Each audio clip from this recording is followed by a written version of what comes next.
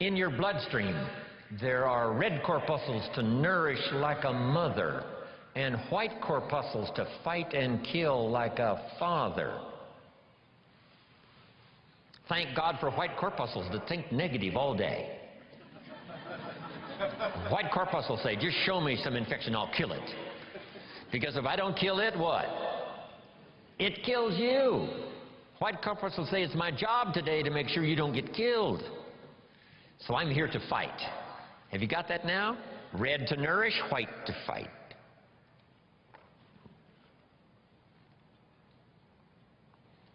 So here's the key now. Cooperate with the positive side of this war of health and illness. What if in this struggle the body calls for a banana and you send it a Coca-Cola?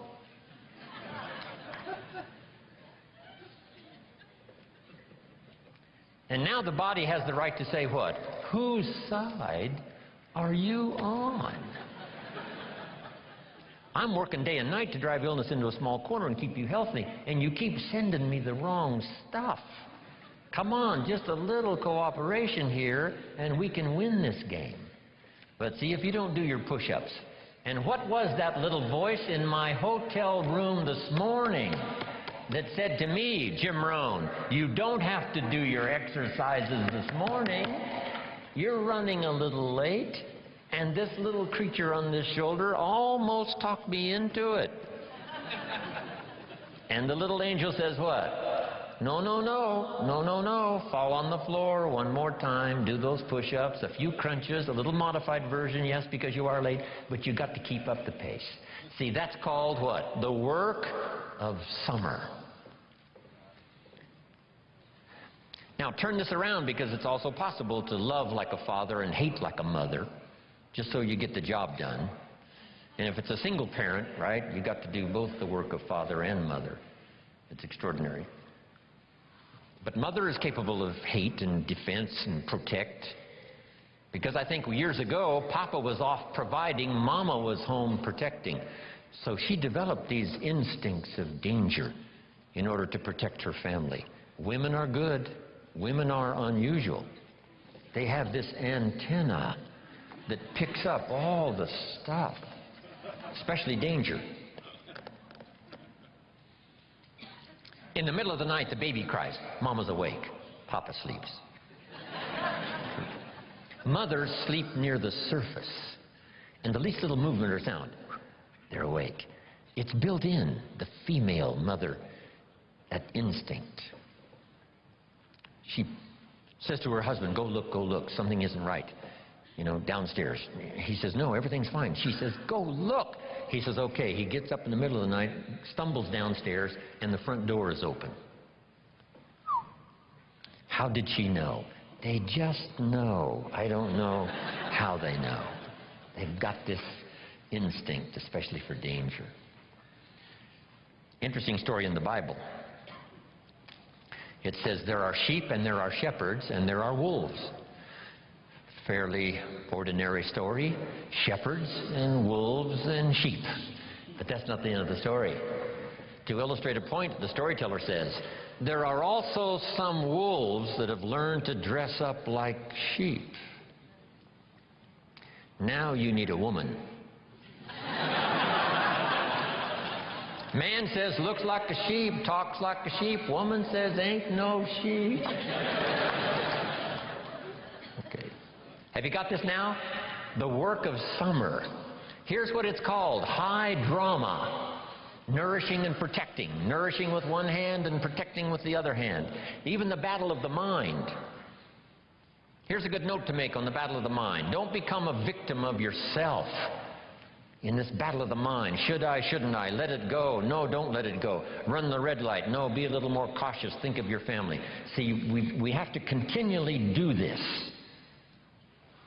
Beware of the thief on the street that's after your purse, but also beware of the thief in your mind that's after your promise. That little thief that says you're too short, you're too tall, you're too old, you've never done it before, what makes you think you can do it now? Nobody in your family has ever done it. In fact, if you start, they'll all make fun of you. It's called the thief in the mind that steals the dream and steals the promise, makes you less effective than you should be. Here's what you must do: battle with the mind. Now, what's the purpose of all of this opposites in conflict? Here's what I think it is: to create high drama. God wishing it to continue on earth as it did in heaven. I guess that's the best conclusion I've come to. Because here's the last of this now. Would it be possible to win if you couldn't lose? And the answer is no, it doesn't seem like it. If you took a football today and put it under your arm and we went with you to the nearest football stadium, and with that football under your arm, if you walked across the goal line, would we call it a touchdown? And the answer is no, that's not a touchdown. It's not a touchdown until you face the 350-pounders that want to smash your face in the turf. And if you can muscle by them, and if you can dance past the secondary with the football under your arm, cross the goal line, now we call it a touchdown. And maybe you won the game, and maybe you won the championship. So jot this down now. High drama is the order of the day. I guess so ordered by God himself. High drama. But that's what makes life so unique, so challenging, so much opportunity. A chance for fortune and a chance for failure. And you've got to defend yourself against one, see if you can't maximize the other. That's the game of life. Isn't this good stuff? I mean, these few simple ideas started changing my life. Age 25, I was never the same. What if you picked up a book? And the book, first chapter said, everything's fine. Chapter 2, everything's fine. Chapter 3, everything is just fine. Chapter 4, everything is still just fine. Would you finish this book? And the answer was no. What kind of a book is this? So the book on your life story is not going to be this.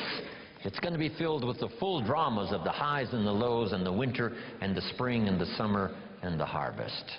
So have you got that now? The third season, do the work of summer. Be both optimistic and vigilant. Two great words of antiquity, here they are. Number one is behold. That's the word from antiquity. The positive word is behold. Here's the other word, beware. One of the interesting bewares in the Bible is a little story that says, beware of the little foxes that are spoiling the vines. It doesn't look like it. You know, I come from, farm country, Idaho, where I make a little wine and grow a few crops. And you can look at a vineyard, hey, it looks okay. But this old story says, just because the vineyard looks okay, you got to look a little closer. The little foxes may be eating the vines.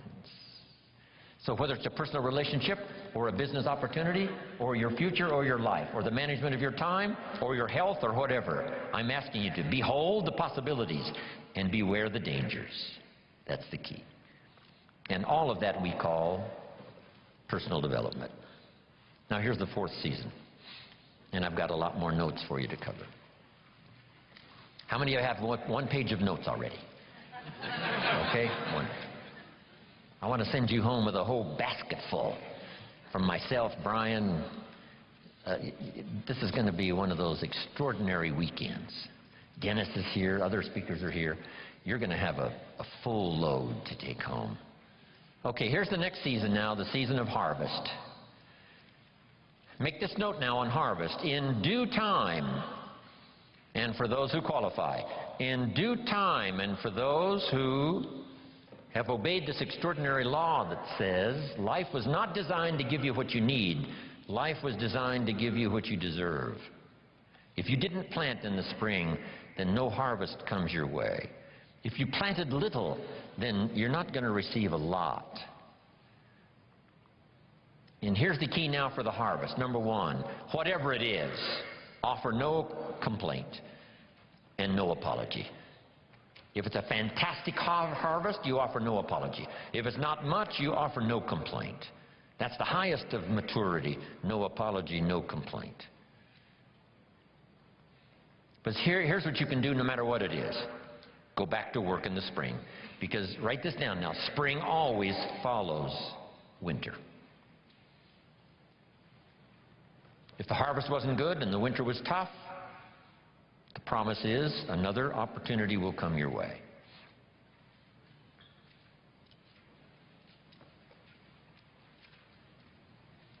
Now, here's one more point now on the harvest, and we'll talk a little bit more about it tomorrow. Here it is. Do wise things with your harvest. Build your financial security for you and your family on the rock and not on the sand. We're going to talk about financial independence before we finish this weekend. There's so many things now you can do about gathering resources and wisely investing them so that you and your family are secure. Here's one thing to strive to become early in your life and career: financially independent, so that nobody or nothing has a claim on your assets. Accomplish that as quickly as you can. Then all of the other wise things we'll talk more about. Sarah Alfaro in Mexico came to my seminars and lectures 10 years ago. Single mother, 4 children, no job, no home, no car, no money. And she only had $1 American to invest. Now she makes about $40,000 a month, and she's rich and now quite famous. Sarah Alfaro in Mexico.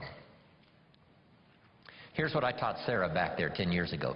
Don't buy the second car until you've bought the second house. It's not cars that makes you rich. It's houses that make you rich. If you bought a condo in Carmel just a few years ago for $250,000, it's now worth $800,000.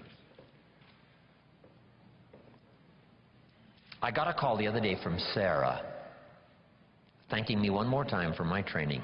And she said, Mr. Rohn, you'll be happy to know, I just finished paying off my 3rd home here in Mexico, so today I'm going shopping for my 3rd car. Isn't that good? Unbelievable. Remember, how long ago was it when the idea finally dawned on somebody, if you paid 1 extra payment a year on your 30-year loan, you could pay it off in 15 years and save more than the price of the house.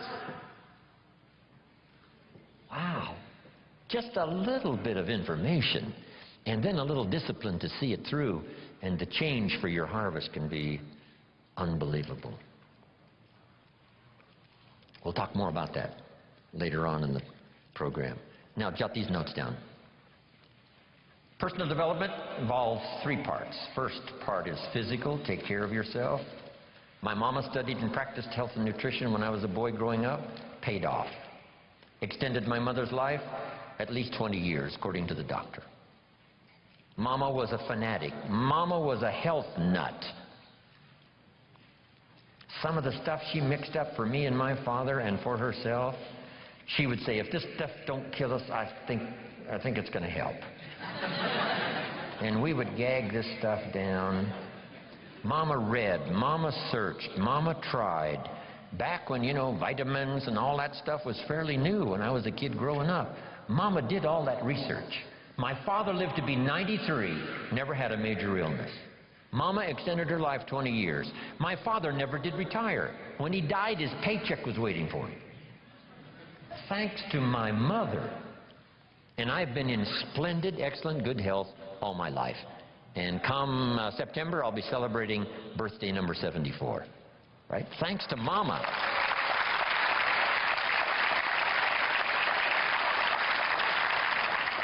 If there's one thing to be a fanatic about, it's your health. Take care of yourself. The Bible describes it this way. Treat your body like a temple. That's a good word. Treat your body like a temple, not a woodshed. A temple. Something you'd take extremely good care of. Here's one of the reasons why. The body and the mind work together. The body is a physical support system so that the mind can dream the dreams and the heart can believe that it's possible and then go to work and make it happen.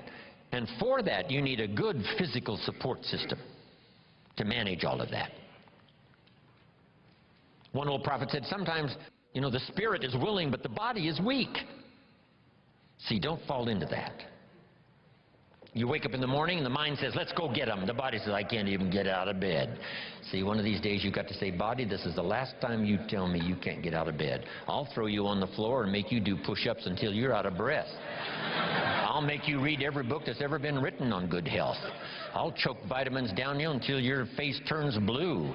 This is the last time you say you're not going to vigorously support me to make my dreams come true. You just got to take action now on this stuff here of the physical support system you need to pull off your dreams and your promise and your future. Make this note. Some people don't do well just because they don't feel well. It's not that they haven't got the skills. It's not that they don't have all the rest. They don't have the vitality, the vigor, the vitality. Okay. I travel all around the world. If you saw my travel schedule, work schedule, you would say impossible. I'm probably the only one who can do it. Thanks to Mama and my own study and practice of health and nutrition. See, that's the key. I've got this unique physical support system, and it's going to serve me, another, who knows, 60 years. Now here's the next one. First is physical, second is spiritual. And whatever you believe about spiritual,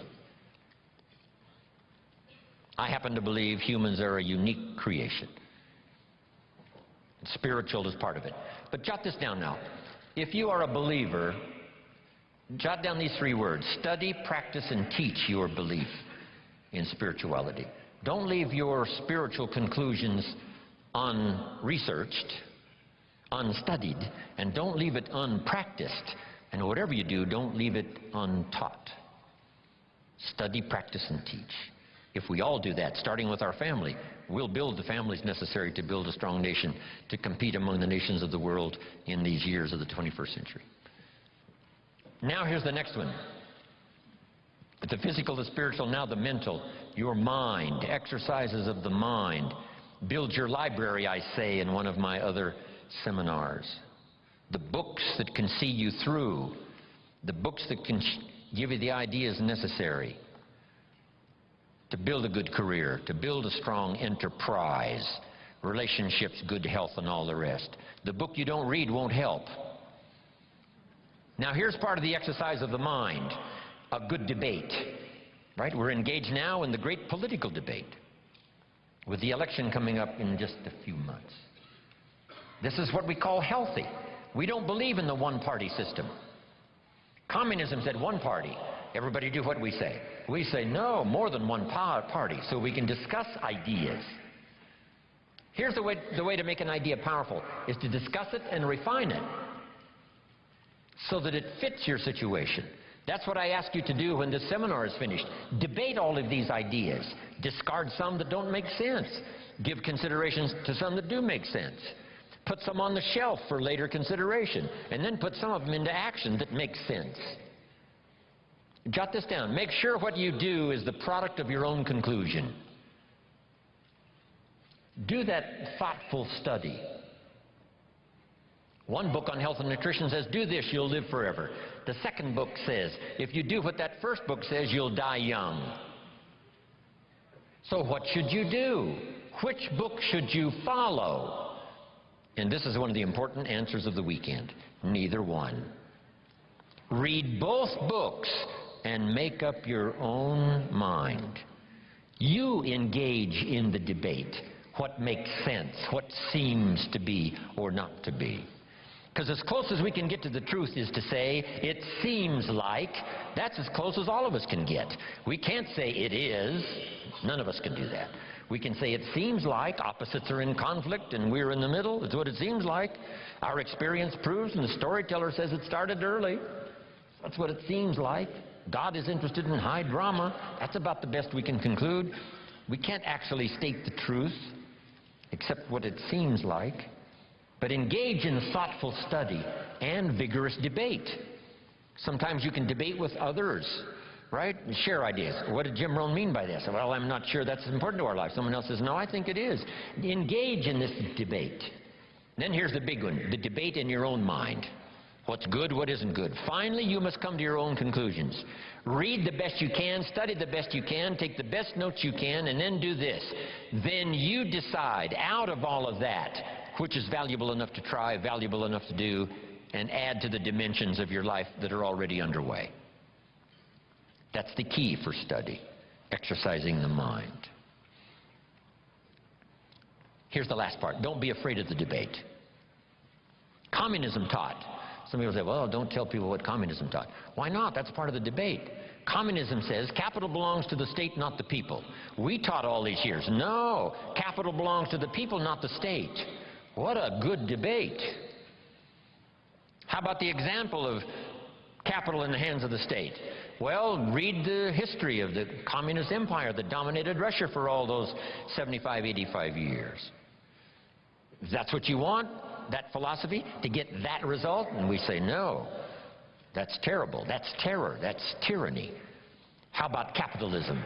Makes a country like America flourish, gives an opportunity where everybody wants to come and try it.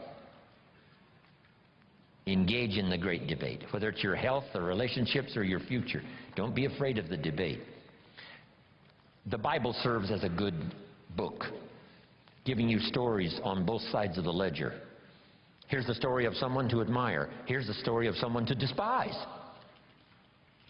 You need both stories to help you with this debate. Okay. Now here's what's next.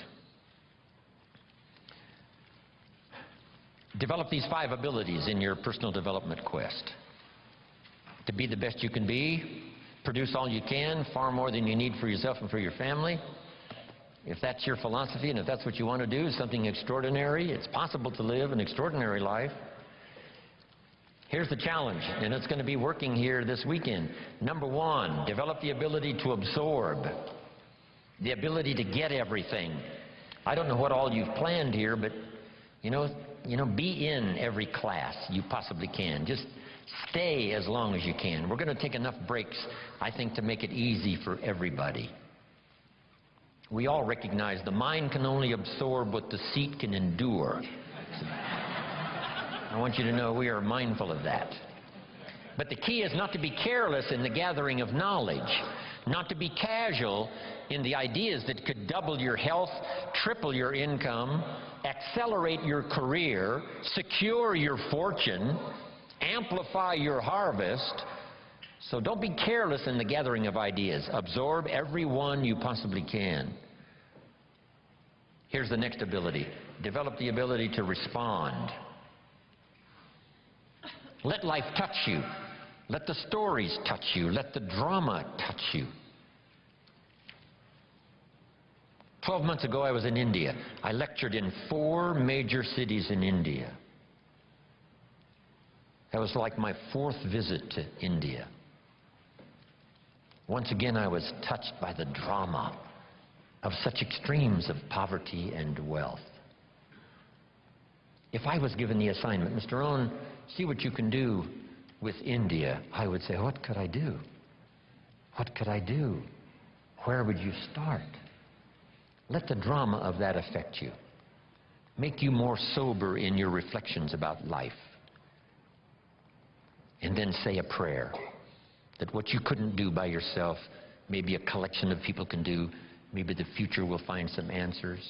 A prayer would help. Let life touch you, but don't let it kill you. Let sad things make you sad. Let happy things make you happy. Don't shrug off always the, those times of bitterness that come and sadness that comes, and your heart is struck like a bullet, hits it. I'm not saying give in to it. I'm saying let it affect you, because that's part of the drama. The old prophet said what? There's a time to laugh and there's a time to cry. And then it said be so sophisticated that you learn to laugh with those that laugh and also learn to cry with those that cry. Allow yourself to be touched, moved by the drama. Be touched by good ideas. Be touched by opportunity.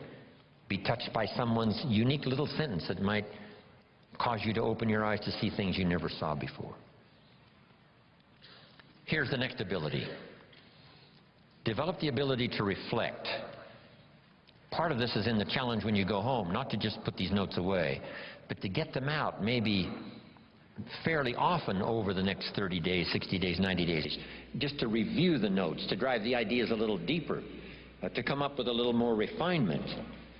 And if you go back over these notes, I promise you, there is something you will discover that you just didn't have the time to discover while you were taking the notes. Because in taking the notes, you're working as hard as I am. Right? Taking the notes, trying to listen, trying to decide what to write down, how to compose it in a small sentence if I've, said a long sentence, how to edit it as you go. That's why review is so important. Go back over it again. Go back over it again. Here's what I call it. Run the tapes again. The tape in your mind and the tape from your notes, and see if you can't capture something you might have missed. Or to develop an extension of something you got now that by going back over it now you can see, now I see. Here's what I could do with that might multiply the value of my life by 2, by 3, by 5. Here's a good time to reflect when the day is over. How did it go, and who did you see, and what did you say, and what mistakes did you make, and what did you leave out that you could correct tomorrow? Reflect at the end of the month. 30 days, that's when you usually do the accounting for your business and the company and the corporation. Do the accounting for your health. If you needed to lose weight, how many pounds have you lost? Just do a good reflective accounting. I'm trying to do a little study now on the value of the seventh day. Here's another thought to consider on the value of the seventh day. It says labor the sixth, and the seventh is a special day. Rest, relax, spiritual, church, family, friendships. So jot this down for the seventh day. Multi-purpose seventh day after 6 days of work. Multi-purpose. And here's one of the purposes of the seventh day, I think, is to review the previous 6 days. How did it go? Where did you stumble? What did you miss? What should you have thought of that you let pass? Who didn't you see? Just review the last 6 days. What went right? What went wrong? What's there? What's missing? Then here's what you do. Now plan the next 6 days. With this information of the last 6, plan the next 6. I call it multi-purpose seventh day. Reflect, go back over, then design, plan, refine, and deposit the experience of the past 6 days into the adventure and activity of the next 6 days. You will be absolutely surprised at the value and the productivity of your weeks if you'll start doing a little more of that. Now here's the last 2. Develop now the ability to act. Activity now is the catalyst and the miracle piece of the process. Here's a little subject called How to Turn Nothing into Something. Number 1, first, imagine the possibilities. Imagination is the first step of the miracle of possibilities. Reality first starts with imagination. Now, it's hard to call imagination nothing, but it's not something in terms of a podium. It's not tangible. So it's hard to say how to turn nothing into something, because nothing is, there isn't anything that's nothing. Everything is something, even if it's the imagination, it's something. Einstein once said, there's nothing faster than the speed of light. And Bill Bailey, one of my mentors, current mentors and longtime friend, said, maybe here's something faster than the speed of light, and that's thought. It's possible that thought could be faster than the speed of light. How fast can you think back and think ahead? I guess we can't say the exact same instant, but all we can say is it seems like the exact same instant. You know, if you don't know the truth, you can't say that's true.